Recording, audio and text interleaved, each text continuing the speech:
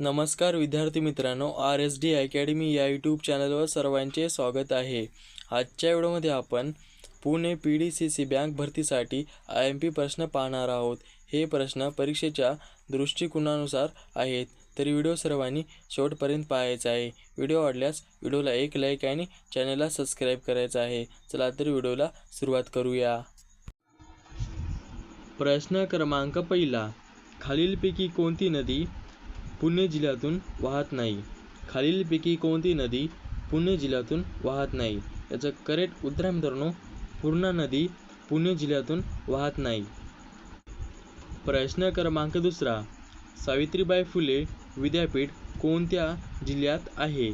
सावित्रीबाई फुले विद्यापीठ खालीलपैकी कोणत्या जिल्ह्यात आहे? याचं करेक्ट उत्तर आहे मित्रांनो, पुणे जिल्ह्यात सावित्रीबाई फुले विद्यापीठ आहे. प्रश्न क्रमांक तिसरा असा आहे की पुणे शहर कोणत्या नदीच्या काठावर वसलेले आहे? पुणे शहर कोणत्या नदीच्या काठावर वसलेले आहे? याचं करेक्ट उत्तर आहे मित्रांनो, मुळा मुठा पुणे शहर नदीच्या काठावर वसलेले आहे. प्रश्न क्रमांक चौथा असा आहे की पुणे जिल्ह्यातील कोणत्या ठिकाणी संत सोपान देवांची समाधी आहे? पुणे जिल्ह्यातील कोणत्या ठिकाणी संत सोपान देवांची समाधी आहे? याचं करेक्ट उत्तर आहे मित्रांनो, सासवड पुणे जिल्ह्यातील संत सोपान देवांची समाधी आहे. प्रश्न क्रमांक पाचवा असा आहे की पुणे शहराला महाराष्ट्राची कोणती राजधानी म्हणून ओळखले जाते? पुणे शहराला महाराष्ट्राची कोणती राजधानी म्हणून ओळखले जाते? याचं करेक्ट उत्तर आहे मित्रांनो, सांस्कृतिक राजधानी म्हणून पुणे शहराला ओळखले जाते. प्रश्न क्रमांक सहावा असा आहे की पुणे ते कल्याण कोणता घाट लागतो?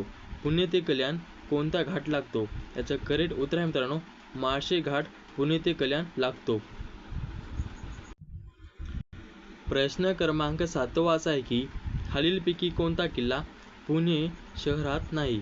खालीलपैकी कोणता किल्ला पुणे शहरात नाही? याचं करेक्ट उत्तर आहे मित्रांनो, रायगड पुणे शहरात नाही. प्रश्न क्रमांक आठवा असा आहे की पुणे जिल्ह्याला किती जिल्ह्यांच्या सीमा लागू आहेत? पुणे जिल्ह्याला किती जिल्ह्यांच्या सीमा लागू आहेत? याचं करेक्ट उत्तर आहे मित्रांनो, 6 पुणे जिल्ह्यांच्या सीमा लागू आहेत. प्रश्न क्रमांक 9वा, यशवंतराव चव्हाण विकास प्रशासन प्रबोधिनी मुख्यालय कुठे आहे? यशवंतराव चव्हाण विकास प्रशासन प्रबोधिनी मुख्यालय कुठे आहे? याचं करेक्ट उत्तर आहे मित्रांनो, पुणे येथे प्रबोधिनी मुख्यालय आहे. क्षमादानाचे अधिकार कोणत्या कलमांतर्गत प्राप्त आहे? राष्ट्रपतींना क्षमादानाचे अधिकार कोणत्या कलमांतर्गत प्राप्त आहे? याचं करेक्ट उत्तर आहे मित्रांनो, 72. प्रश्न क्रमांक 11वा, राष्ट्रपती खालीलपैकी कोणते विधेयक संसदेकडे पुनर्विचार अर्थ पाठवू शकतात?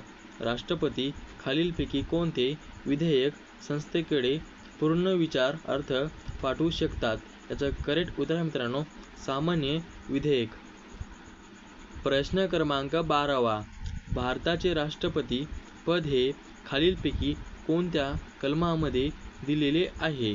भारताचे राष्ट्रपती पद हे खालीलपैकी कोणत्या कलमामध्ये दिलेले आहे? याचं करेक्ट उत्तर आहे मित्रांनो, 52 कलम.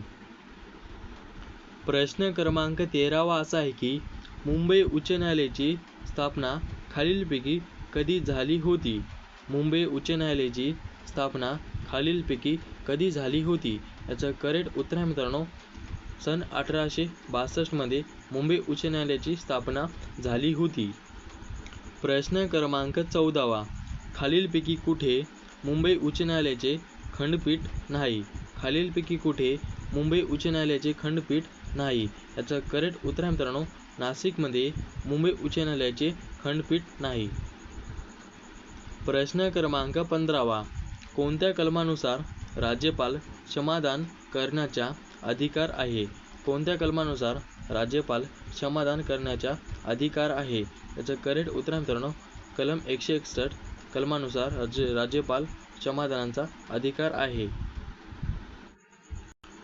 प्रश्न क्रमांक 16वा असा आहे की राज्यपाल घटनेच्या कोणत्या कलमानुसार अध्यादेश काढू शकतात? राज्यपाल घटनेच्या कोणत्या कलमानुसार अध्यादेश काढू शकतात? याचं करेक्ट उत्तर आहे मित्रांनो 213. प्रश्न क्रमांक 17 असा आहे की राज्यपाल खालीलपैकी कोणाची नेमणूक करत नाही? राज्यपाल खालीलपैकी कोणाची नेमणूक करत नाही? याचं करेक्ट उत्तर आहे मित्रांनो उच्च न्यायालयाचे न्यायाधीश. प्रश्न क्रमांक 18 भारतीय राज्यघटनेमध्ये राज्यपाल पदांचा समावेश कोणत्या भागामध्ये केलेला आहे? भारतीय राज्यघटनेमध्ये राज्यपाल पदांचा समावेश कोणत्या भागामध्ये केलेला आहे? याचं करेक्ट उत्तर आहे मित्रांनो 6.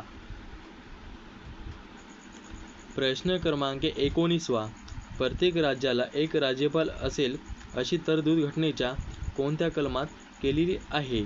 प्रत्येक राज्याला एक राज्यपाल असेल अशी तरतूद घटनेच्या खालीलपैकी कोणत्या कलमात केलेली आहे? याचं करेक्ट उत्तर आहे मित्रांनो कलम 153.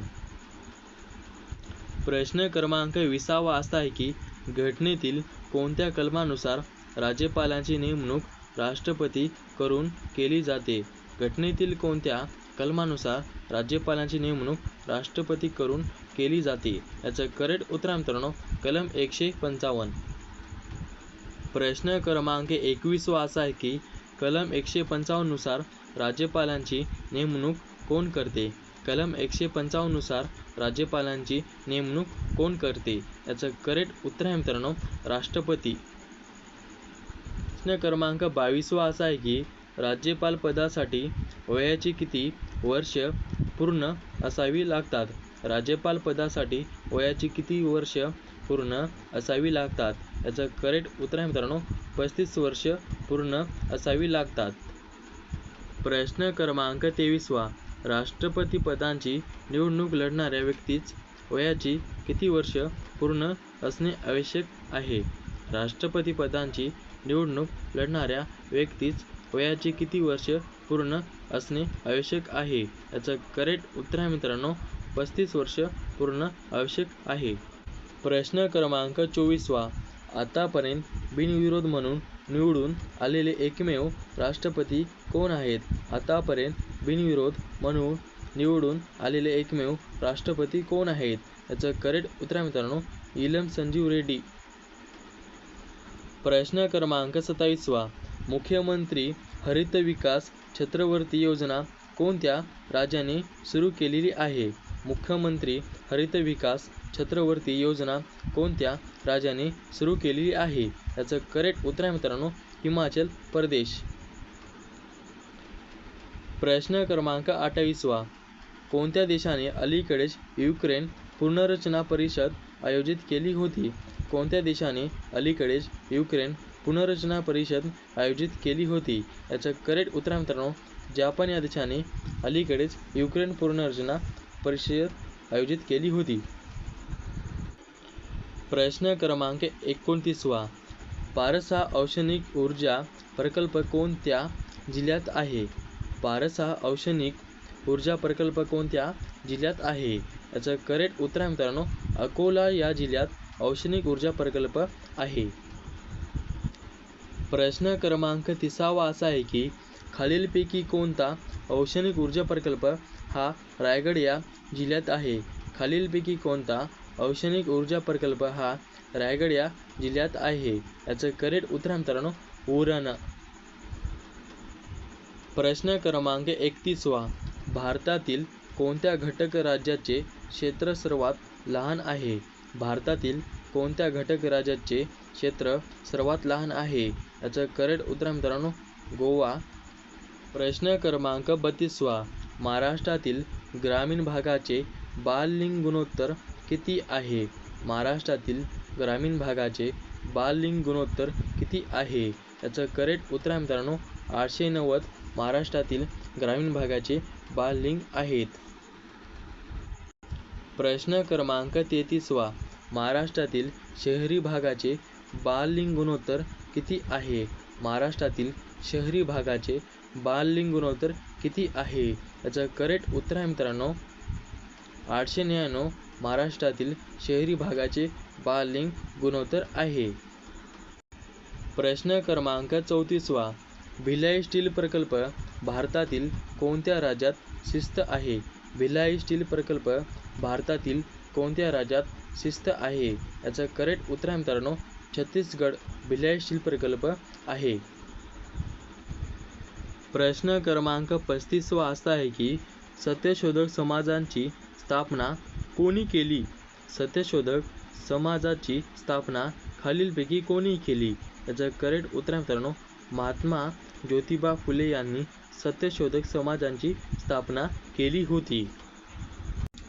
प्रश्न क्रमांक 36. कोकण गांधी म्हणून कोणाला ओळखतात? कोकण गांधी म्हणून कोणाला ओळखतात? याचं करेक्ट उत्तर आहे मित्रांनो अप्पासाहेब पटवर्धन. प्रश्न क्रमांक 37. कलम टिंबटिंबनुसार राष्ट्रपती हा तिन्ही संरक्षण दलांचा प्रमुख असतो. कलम टिंबटिंबनुसार राष्ट्रपती हा तिन्ही संरक्षण दलांचा प्रमुख असतो. याचं करेक्ट उत्तर आहे मित्रांनो 53. प्रश्न क्रमांक 38. भारतातील साक्षरतेबाबत सर्वात अग्रेसर असणारे राज्य कोणते? भारतातील साक्षरतेबाबत सर्वात अग्रेसर असणारे राज्य कोणते? याचं करेक्ट उत्तर आहे मित्रांनो केरळ. प्रश्न क्रमांक 39. साबरमती हा प्रकल्प कोणत्या राज्यामध्ये आहे? साबरमती हा प्रकल्प कोणत्या राज्यामध्ये आहे? याचं करेक्ट उत्तर आहे मित्रांनो गुजरातमध्ये साबरमती हा प्रकल्प राज्यामध्ये आहे. प्रश्न क्रमांक 40. भारतातील सर्वाधिक लांबीचा राष्ट्रीय महामार्ग कोणता आहे? भारतातील सर्वाधिक लांबीचा राष्ट्रीय महामार्ग कोणता आहे? याचं करेक्ट उत्तर आहे मित्रांनो NH 44.